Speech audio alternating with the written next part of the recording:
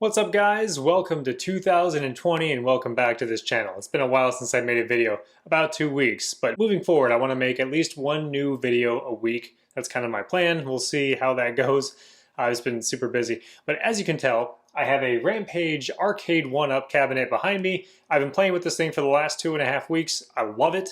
But before I get into the list of mods that I've done to this thing, I want to tell you a little story. The year was 1988, Christmas Day. I was an 8-year-old child and I was ready for Christmas because I was looking forward to, more than anything else in the world, to Rampage for the NES. I was looking forward to it. I wanted it so bad. I asked for it every single day leading up to Christmas. And whenever I finally opened it on Christmas Day, it was just like a dream come true. I think I played through Rampage on the Nintendo like, I don't know, 3 or 4 times that day. I played it all day long. From the moment I got it to the moment we went to bed, I was just like playing it constantly. I loved it, and I still love the game. It's a great game. It's just a kind of a mindless smash 'em up game. I just love it. And after a couple of weeks of playing Rampage on the NES, one of my friends that lived nearby, he's like, "Hey, can I borrow your game? I love this game. I want to play it." And I'm like, "You know what? I've beat it probably 10 times by now. So yeah, go ahead. Give it a shot. Play it for a few days. I'll come back and get it." Well, 2 weeks later, I go to his house and I'm like, "Hey man, can I have my game back? I want to play it again." And he's like, "I gave it to you. I gave you your game back. Don't you remember?" And I'm like, "No, you didn't. No, you did not, because I would know if you gave me Rampage back." And he's like, "No, I'm pretty sure I did." So we went to his house and we like tore his room apart looking for Rampage. We couldn't find it anywhere. I swear to you, he never returned it to me. But he swears he gave it back to me, so it just like vanished into the hyperspace of reality. But I think that he straight up took it from me and stole it and was a sneaky little bastard. So Roland, if you're watching this, I haven't forgotten you, son of a... But it's fine. Everything's fine. We're much older now. The year is 2020, and I have my very own Rampage arcade version. I love it. So yeah, as you can tell, I got this cabinet because it is a 3-player cabinet. I was kind of torn between going with the Street Fighter version or the Rampage version, but I ultimately went with Rampage so I can play Rampage and other games with my kids and that they would enjoy it as well. It's a really great fit for other games as well. So what I've done with this Rampage, I'm going to go over the mods now that I've done with this thing, is I went ahead and loaded not only the 4 games that it normally comes with. You get Rampage, Joust, Defender, and Gauntlet.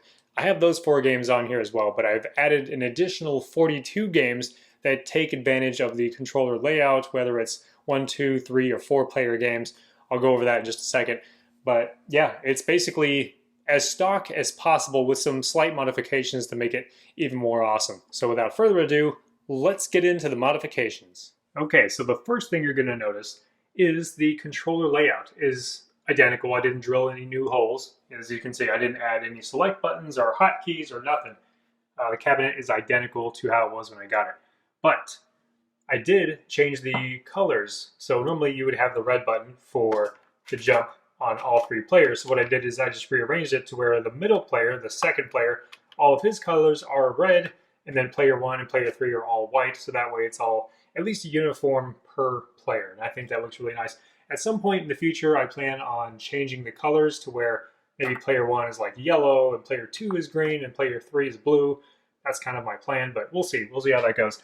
I can't really justify changing the buttons out or upgrading them or anything like that because they still work perfectly fine. They totally work with no problems at all. A lot of people talk crap about the stock Arcade1up buttons and joysticks, but honestly, they work flawlessly. So until I start having problems with it, I'm not going to mess with it or change it at all. So that is that. There's, of course, Rampage. We're going to get to the games. Actually, let's get to the games now. So another thing that I've done, I'm going to show you this real quick. So inside is a Raspberry Pi running RetroPie 4.4. It's a Raspberry Pi 3 Plus or 3B Plus, and there are 4 USB ports on the Raspberry Pi. Of course, 3 of them are player 1, 2, and 3. The 4th one is a USB dongle for a wireless keyboard, and it's a mini keyboard, and this is that. How awesome is that? It's a tiny little USB wireless keyboard that I have sitting on the side. It's kind of mounted in there. That's actually a controller bracket, like a wall-mounted controller bracket. It came with a pack of 2, so I'm actually using one for another purpose, and then the second one I just had laying around. I'm like, you know what?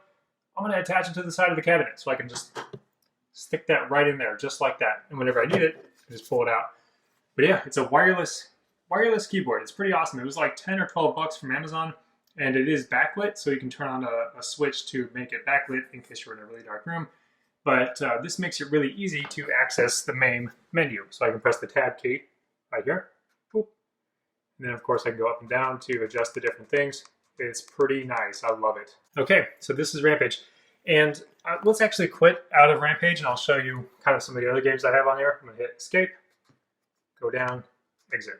Boom. So yeah, there is Rampage in all of its glory. So yeah, it's nothing fancy. The front end is pretty basic. I just basically threw a bunch of ROMs into a bunch of different emulator folders, and I basically went through each and every single one of them to make sure that all of them that work get thrown into the favorites list. So every ROM that in every game that you see in here works totally fine.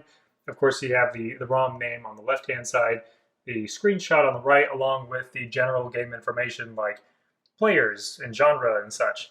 So the cool thing that I've done with the metadata for each game, I went into every single game and edited the metadata accordingly. So Simpsons, for instance, like it's a 4-player arcade game, but I switched it to 3 players. So I changed it from 4 to 3 because obviously you can't use the 4 players on 3 controllers. So no point in having it say 4, so I switched it to 3. I also customized every single controller layout with, per game. So I made it to where it works perfectly with whatever game you select. And certain games, speaking of Rampage, boom, right there, Rampage World Tour. I know a lot of people are asking, like, well, how the hell did you do that? Because Rampage World Tour has 3 buttons per player, where there's a punch button, a kick button, and a jump button, whereas the original Rampage just has jump and punch. So let's go into it. There it is, loading up right now. Let's let this do its thing. I'll show you guys exactly how I have this set. And I do this similarly with other games that use 3 buttons per player, because a lot of games do use 2 buttons, like jump and attack, like Ninja Turtles or like Sunset Riders, but some games do use 3 buttons per player. And for those games, I do something a little bit different. So let's actually get into it. The first thing is, if the ROM allows you to, I switch it to free play, to where there's no coins required at all. You can just press the start button to get in. So what I've done is I've taken the start button and mapped it to the same button as the kick button. So like let's select George, because the monkey, he's just a total badass. So as you see, I just press the button one time, it starts the game immediately because free play is enabled. So we're going to get into it. All right, here we go. Love this game. Okay, so of course you have jump, you have punch, that works, and then of course up here, the start button, but it also acts as a kick. It works totally fine. I mean, you just have to kind of get used to it. You kind of have to rewire your brain a little bit to make sure that you're pressing the right button at the right time, but they're all pretty close. Same thing with player 2, and then player 3. This one's a little bit more of a challenge because the player 3 start button is like way the hell over here. So it takes a little bit more work, a little bit more of a conscious effort to do certain things over there. So luckily there's not too many games on here that use that 3rd button, but the ones that do, you still have it. It's not like I completely omitted it or anything. I also, because I didn't feel like drilling new holes into the cabinet, I may do that at some point in the future, but for now I didn't.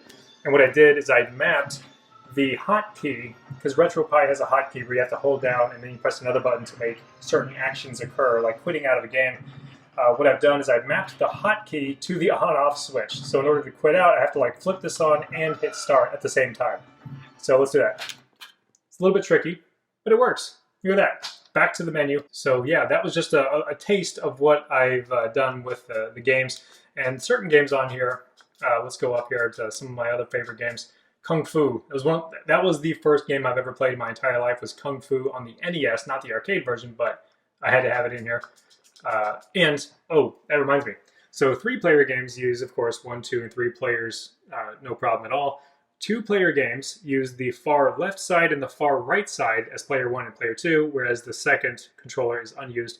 And for single-player games, where it's only just 1 player, I use only the middle. And that actually is great because, and that was one thing that I really liked about this cabinet, this idea, because I could play like Super or Ghosts and Goblins or Ghouls and Ghosts, I can play these games with the controls being right in the center of the cabinet, right in the center of the screen, so it lines up perfectly, so you're not just like off to the left side playing a single player game. It just makes it line up perfectly, and it feels really great. I love it. Next is, yeah, as you can tell, Bad Dudes. Dude, I love that game. Dude.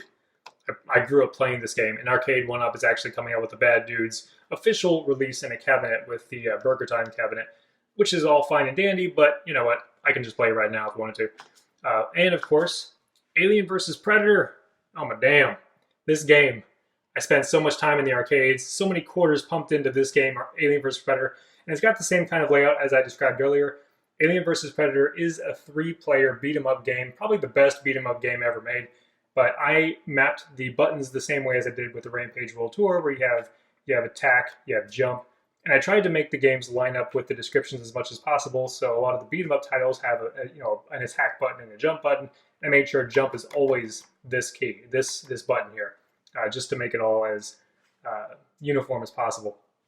So with Alien vs. Predator, same kind of deal, where you have jump, you have attack, and then your special move is paired with the start button. So all 3 players have access to that third button, and it also doubles as a start button. For Alien vs. Predator specifically, there is no free play option. Like if you go into the game's options or the dip switches, there is no option to change it to free play. You can adjust the amount of lives you get per coin and stuff like that. So what I did in that case is, once again, USB keyboard comes in handy. I use buttons 1, 2, and 3 for coins, 1, 2, and 3 to replenish it. And of course, you can just put it back and then start the game using the start button. And of course, that's your third button. So luckily, it's a little bit inconvenient, not a huge deal once you kind of get used to the way it's all set up. And like I said, I might add more buttons later on, but for now, it works perfectly fine, and I love it. I played through Alien vs. Predator the other day, and it worked absolutely beautiful. I was just, after, I don't know, a couple of minutes, I was going through and using my special move without having to realize that, oh, the button is over here. It just was like second nature. I never thought about it. And speakers. The built-in speakers obviously has been totally, I say speakers, it's literally one speaker. It's a mono speaker, this one right here. I've disconnected it so it's not in use.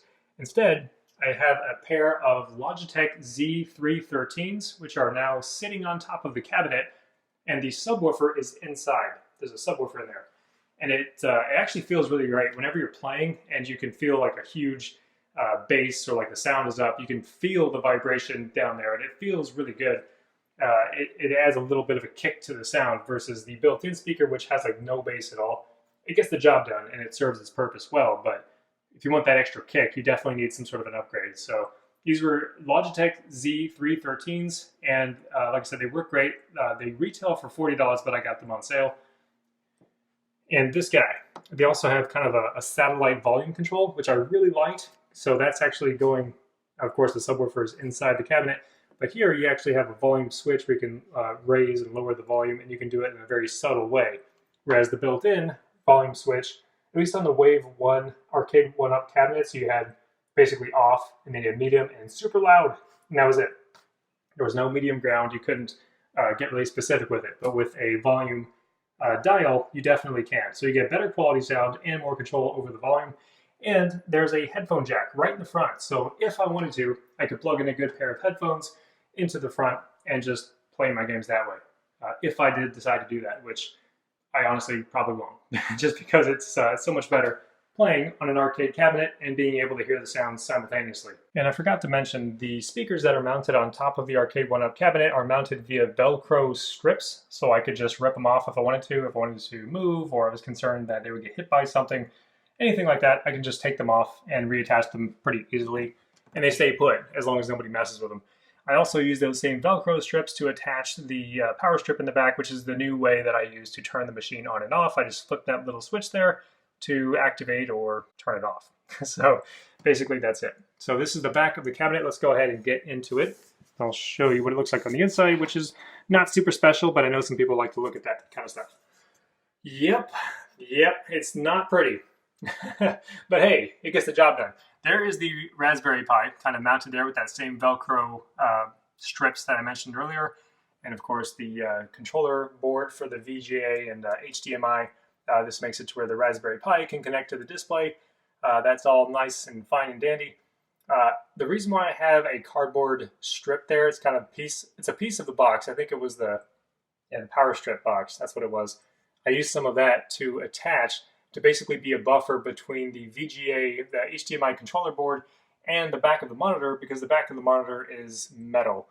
And whenever I had that HDMI controller board, it would like the corner of it would touch the monitor and there would be like little sparks flying out. So I figured that probably wasn't a good thing. So I put that in between and it kind of insulates it and works well.